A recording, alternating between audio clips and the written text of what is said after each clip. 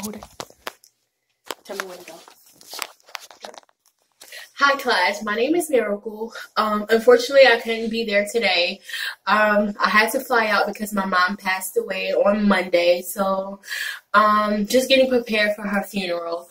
But my inspiration on becoming a nurse, there's so many challenges that I've had in my life that made me say, oh yes, I want to be a nurse.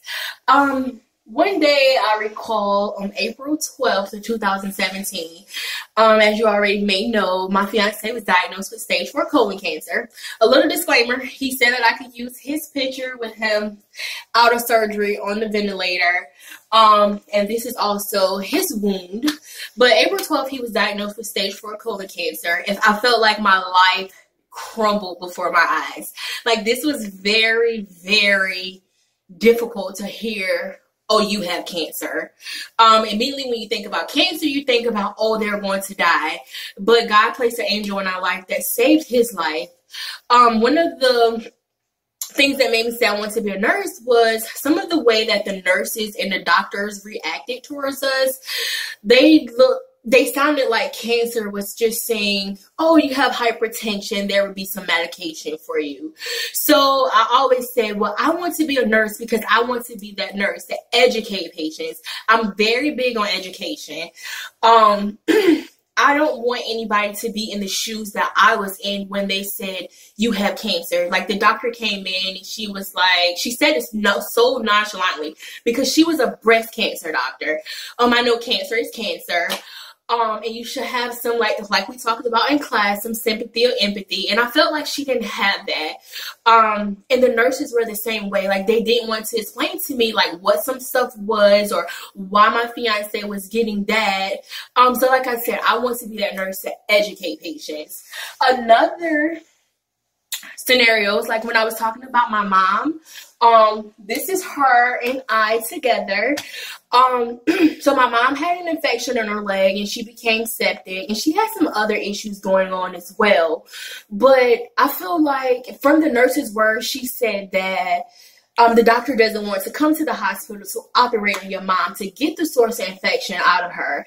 But I just feels like if the nurses were very adamant and more aggressive, like talking to the doctor or talking to another doctor, that they probably could have persuaded someone to come and see about the infection that was in my mom's leg. I'm not blaming all the what happened on the nurses, but I feel like the doctor played a role in it too. And like I said, I'm going to be that nurse that if I have to stand up for my patients and lose my job, I will do it. Like, so be it. This lady here is a lady I was adopted by this lady's aunt. So she raised me as her child because this is her daughter in her picture. She couldn't have any more kids and she was a CNA. She went on to get her LPN and she wanted to do RN. She passed away in 2007. I've always said that at one point in time, I always said that I felt like she wanted to be a nurse and her and I was so close that I was chasing her dream, that nursing really wasn't my dream. I've always said that I wanted to go be an OBGYN, but then I'm like, oh, too old for med school. So nursing is what I'm going to do. But like I said, I felt like at one point I was chasing her dream. But then when I became a medical assistant, I had like all these great interaction with the patients. And the patients was always like, oh, you have a great personality. Nursing is your calling. Like, you could be having a bad day and you're the same. Like, you never let us know what you're going through. So, that was one thing that said, oh, I definitely want to be a nurse. I'm going to pursue a nurse. It just wasn't her dream. It also became my dream to become a nurse. I have this here, the CRNA and ICU. I have that there because I kind of already know what I want to do, but I'm open to other things. I want to be an ICU nurse, and then I want to go on to become a certified registered nurse anesthetist. So I want to become a CRNA in the long run. So y'all, we're going to have our BSN as in RN, which is great. We're going to become nurses with the help of Chamberlain.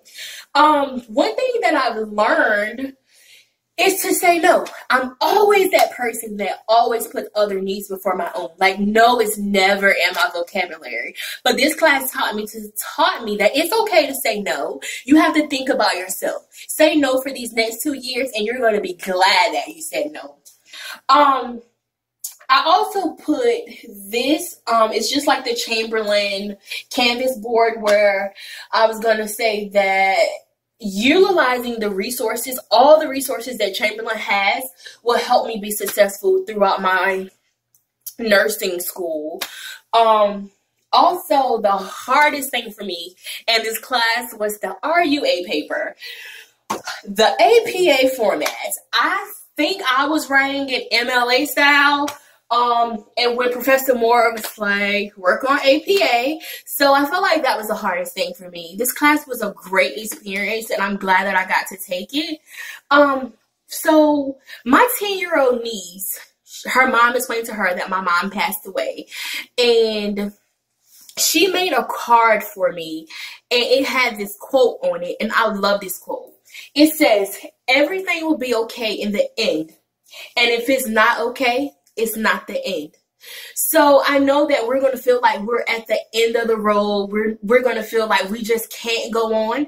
And we're going to feel like this is the end. But what we are going to do is we're going to keep pushing. Keep pushing. Everything will be okay in the end. And if it is not okay, then it is not the end. I love that quote. Once again, I'm sorry I can't be there. And this is my presentation on what inspired me to become a nurse. Thank you.